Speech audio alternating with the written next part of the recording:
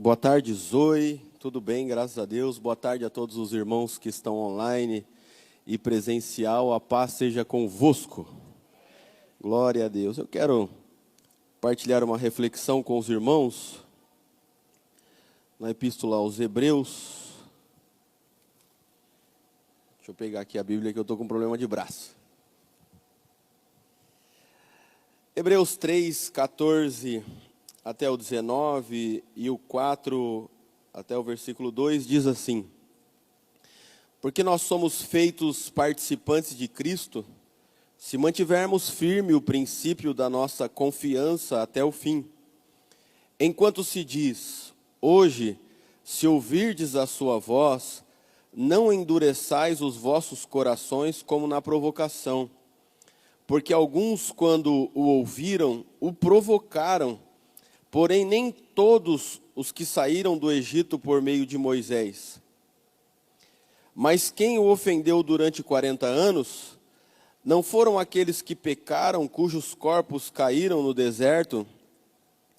E a quem jurou ele que não entraria no seu repouso, senão aos que foram desobedientes?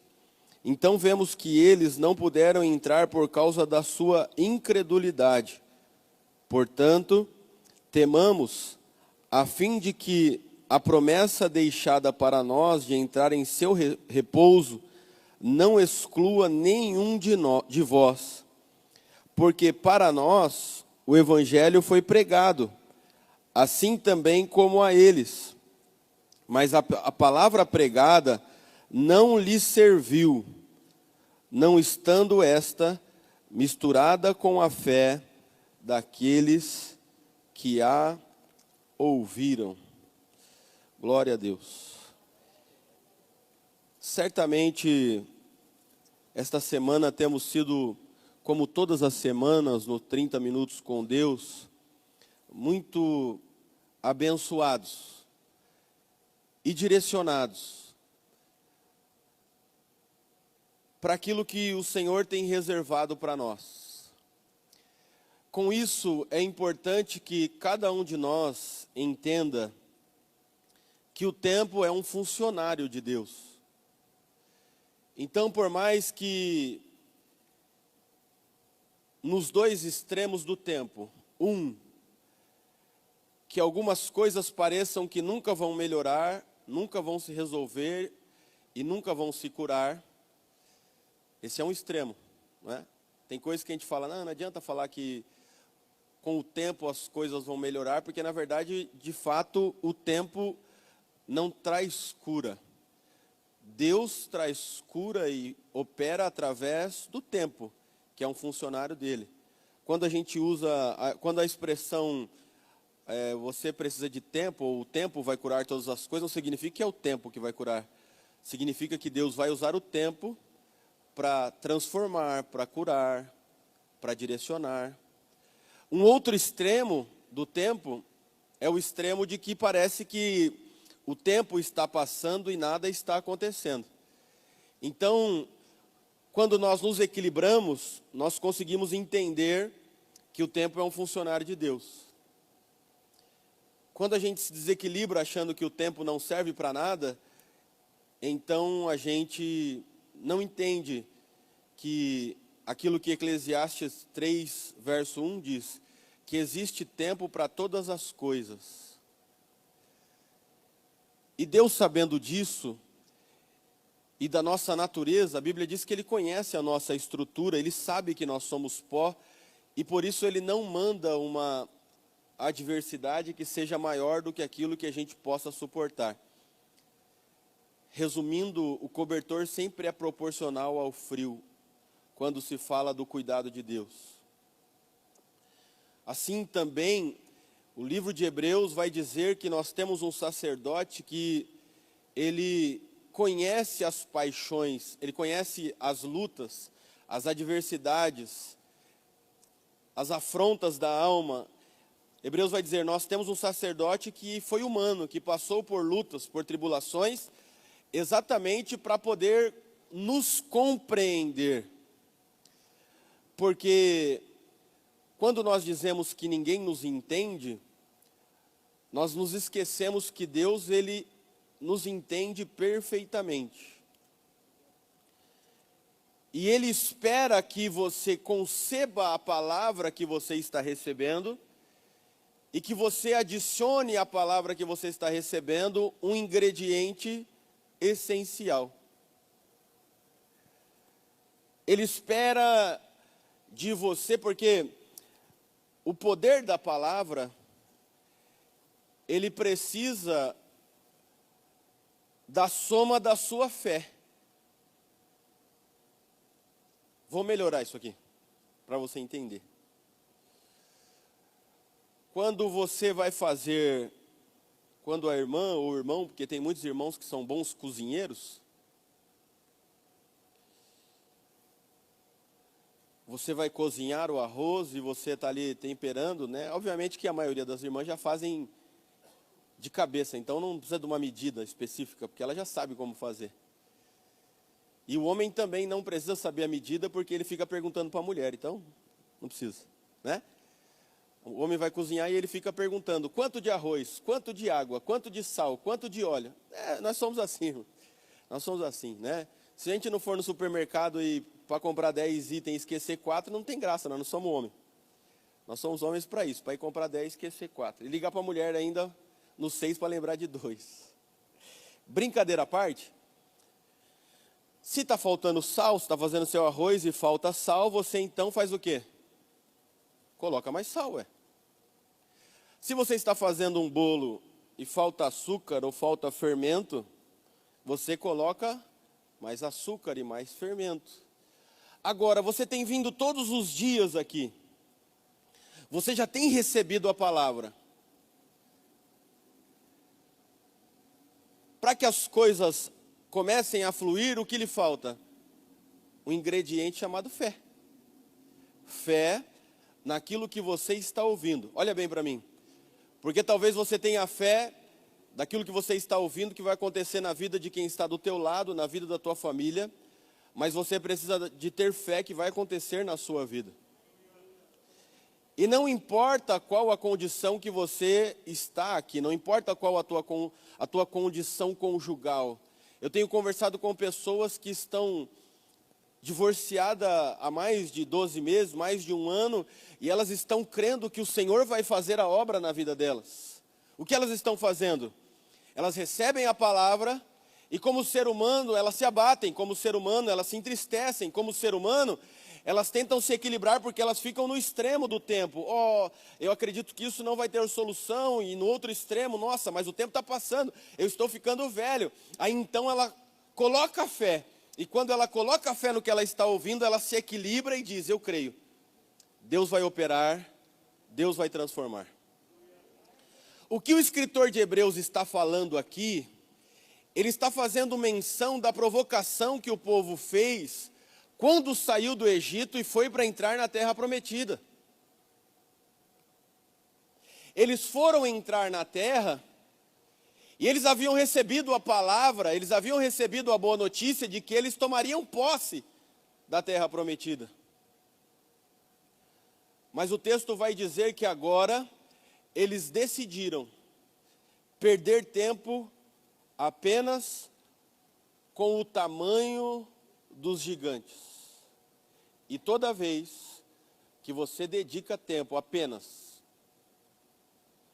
para medir o seu gigante, você nunca vai conseguir transpô-lo. Quando você pega a fita métrica, sua fita métrica humana, e você começa a medir o tamanho dos seus problemas, e você começa agora a ficar investindo tempo apenas nos seus problemas, então você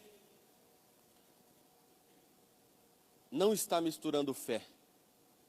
Ou você está negligenciando o que Salomão disse em Provérbios 3:9. Não se estribe no seu próprio entendimento e conhecimento. Não firme-se apenas na força do seu braço. Saiba que existe um Deus que trabalha por você. Se não me falha a memória, é a 1 Crônicas 32:8, que diz, com eles está, Senaqueribe sitiou Judá, se não me falha a memória hoje está meia.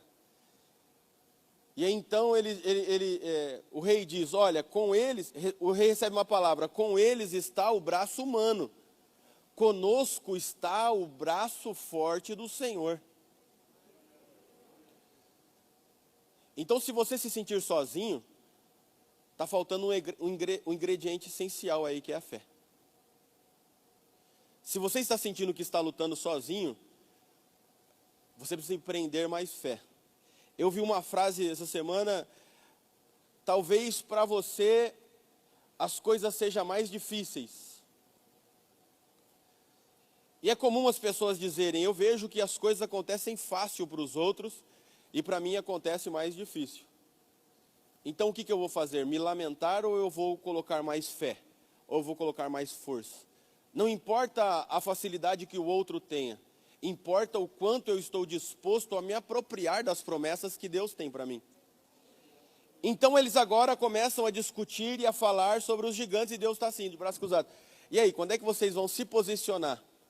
Porque quando você gasta todo o seu tempo no problema, você está gastando tempo com o que é o trabalho de Deus. Você quer ver uma coisa simples? Simples. Eu sou pastor de adolescentes, né, como a Zoe falou e os irmãos que são aqui da igreja sabem. E por vezes eu vejo adolescentes carregando um fardo desnecessário. Até porque eles têm uma vida toda pela frente. Aí eles cometem um erro e a impressão que eu tenho é que a vida para eles acabaram. E aí quando eu vou falar com eles, eu digo para eles, vocês conseguem ser melhor do que Deus. Jamais, eu sou indigno de Deus. Como que eu sou melhor do que Deus? Sim, você é melhor do que Deus. Porque se Deus te perdoa, por que você não se perdoa? Significa que você é melhor do que Deus. Ou você está ocupando o lugar de Deus.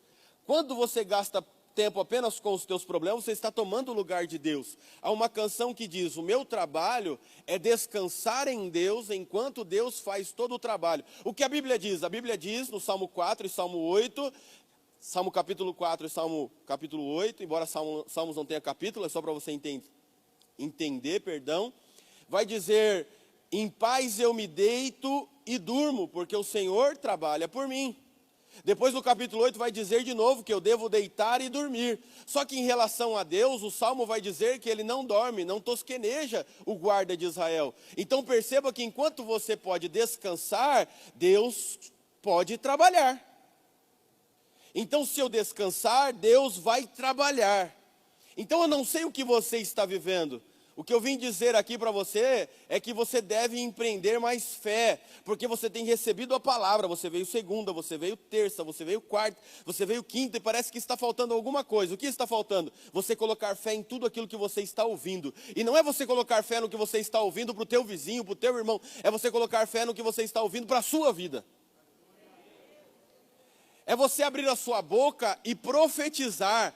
Perceba, olha que coisa maluca.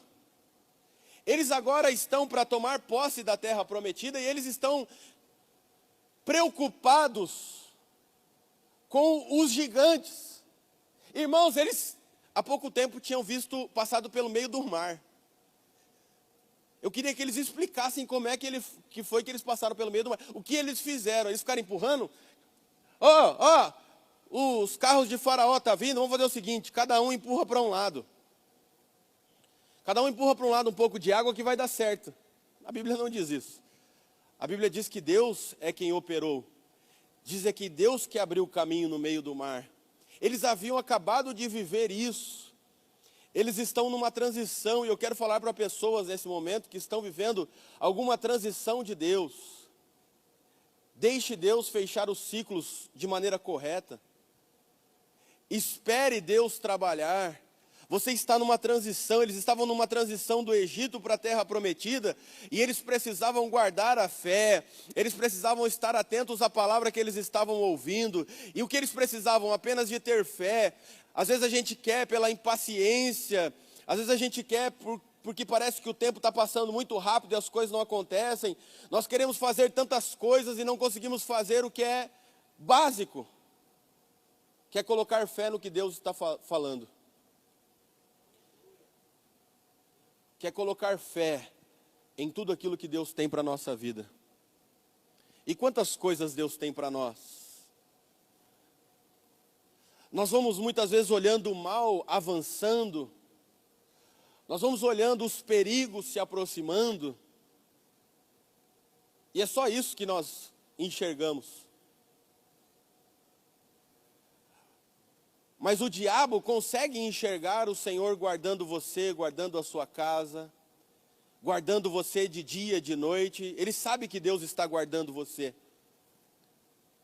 Ele sabe que Deus está guardando a sua saúde emocional e psicológica, para que você possa fazer essa transição e compreender e entrar no que Deus tem para a sua vida.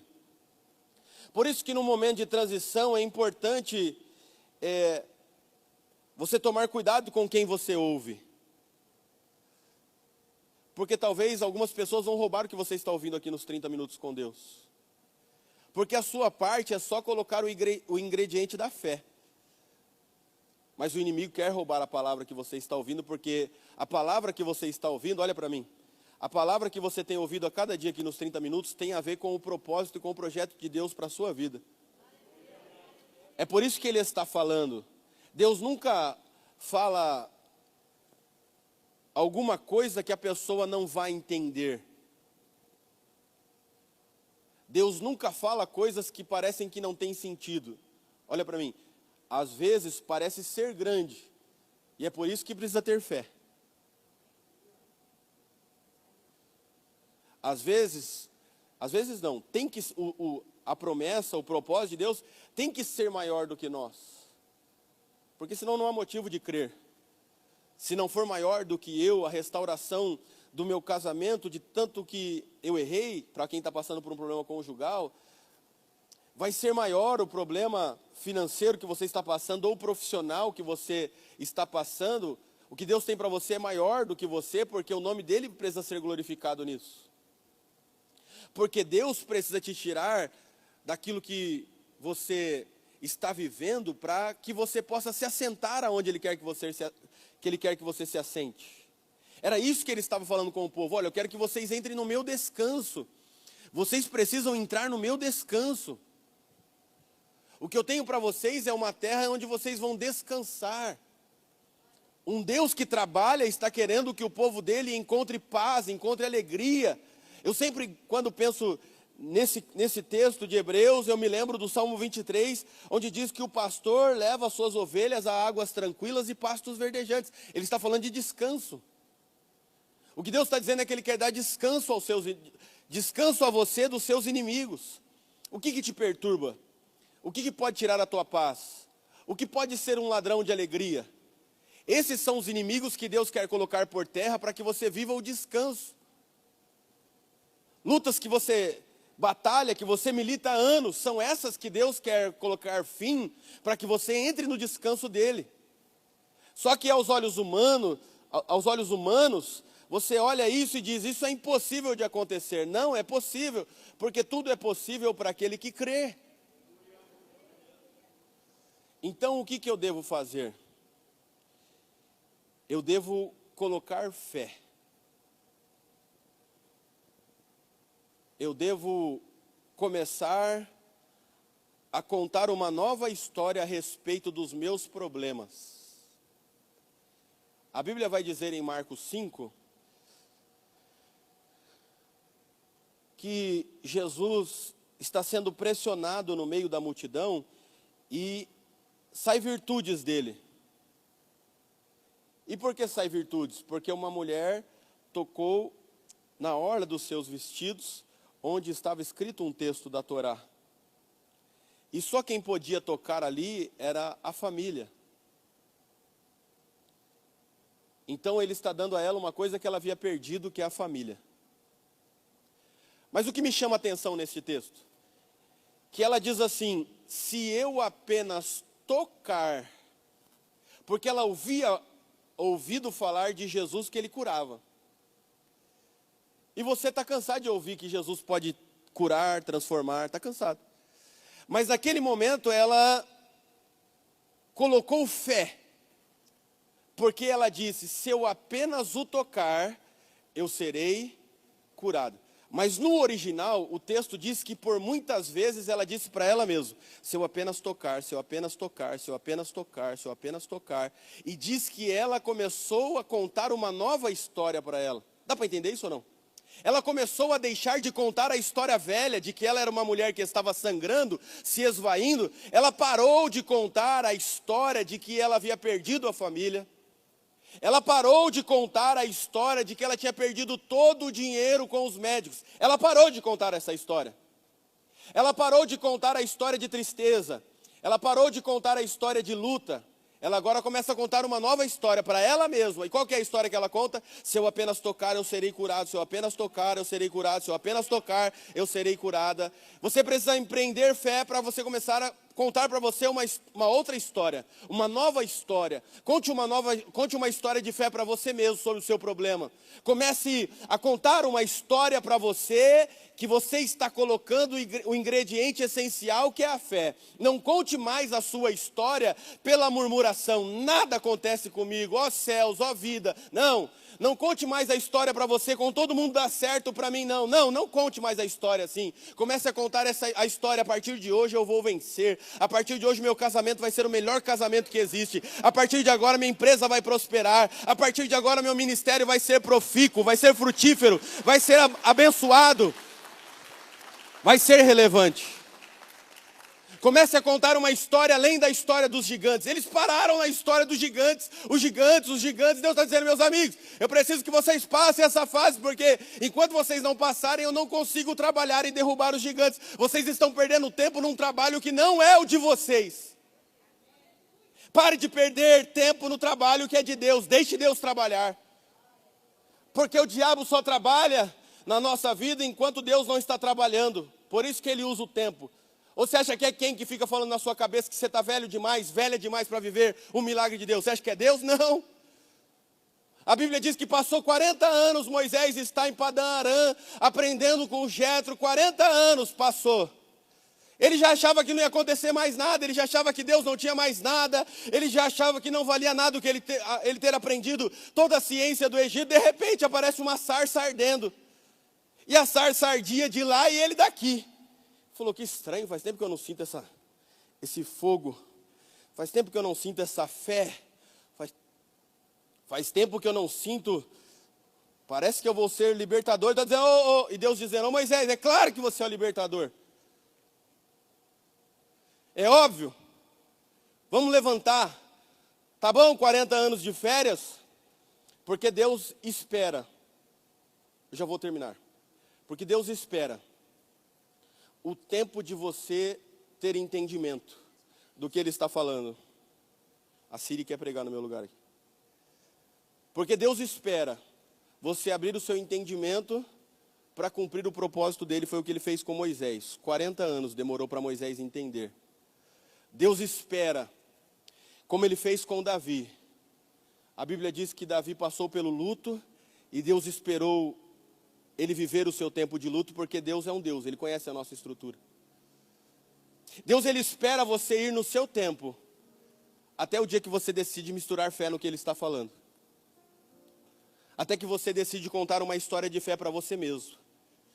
Até que você começa a ver Deus desenhar um quadro novo da sua própria vida. Até que você veja que tudo que você viveu e parece que não era nada, começando a fazer sentido todas as coisas. E você olha e fala: nossa, aquilo que eu vivi tem tudo a ver. Porque Deus é um Deus que, até uma pessoa que passou por um abuso, Ele consegue restaurá-la e usar isso para a glória do nome dEle. Entenda, eu não estou dizendo que Deus precisou que você passasse por isso. Deus não precisa disso. Eu estou dizendo que porque você passou, Deus pode te restaurar e usar isso para a glória dEle. O que eu estou dizendo é que você pode contar uma história de fé. O que eu estou dizendo é que você pode misturar fé. Eles disseram: o que faltou? Verso 2, o que faltou? Porque para nós o evangelho foi pregado assim também como a eles. Mas a palavra pregada não lhes serviu, não estando esta misturado com a fé daqueles que ouviram. Fique de pé no seu lugar. Eu não sei o que você precisa. O que eu sei é que Deus me trouxe aqui para dizer a você que você precisa misturar fé à palavra que você ouviu. Não, você não precisa misturar fé aos seus problemas. Você precisa misturar fé à palavra que você ouviu para sair deste problema. Eu vim aqui para te dizer que você pode começar a contar uma nova história como aquela mulher do fluxo de sangue. Ela disse, se eu só tocar, eu serei curado. Deus tem virtudes para liberar aqui neste momento. Feche os teus olhos. Senhor, a fé é um ingrediente essencial. A tua palavra não nos tem faltado. Nós temos recebido a tua palavra. Mas muitas vezes nós não temos colocado fé naquilo que nós temos ouvido. Mas nessa tarde nós viemos aqui para dizer, Deus, neste momento nós temos fé suficiente para começarmos a contar uma nova história a respeito do nosso casamento. Nós temos fé suficiente para contar uma nova história a respeito das nossas finanças e da nossa vida profissional. Nós estamos aqui para dizer que nós temos fé suficiente para contar uma nova história a respeito do nosso ministério. Nós temos fé suficiente para começarmos a contar uma nova história a respeito dos nossos filhos. Porque o que nós vamos viver é a totalidade da tua palavra. Nós vamos viver a tua palavra na íntegra. Nós vamos viver cada letra, ipsilíteres, letra por letra do que o Senhor está falando ao nosso respeito. Para isso, ó Deus, nesta tarde, talvez alguns entraram aqui desanimados, entristecidos e abatidos. Mas nesse momento nós vamos misturar fé ao que o Senhor está falando. Porque como ouvimos esta semana, o Senhor é digno de toda confiança. A tua palavra é digna de toda confiança. Eu creio na inerrância da tua palavra. Ela não erra, ela não falha, ela não muda, ela não volta atrás. A tua palavra sustenta o mundo. Diz o escritor de Hebreus que a tua palavra que o mundo está sustentado pela tua palavra. O sol, a lua estão onde estão pela tua palavra. Pela tua palavra o mundo veio a existir. Haja luz, houve luz. Pela tua palavra, Pai, os mortos vieram à vida. Lázaro sai para fora. Pela tua palavra a cura, a restauração. Pela tua palavra aquela menina voltou à vida. Pela tua palavra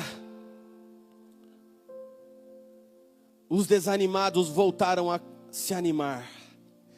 Os incrédulos voltaram a crer, porque aquele povo não se apropriou da terra, porque estavam cheios de incredulidade.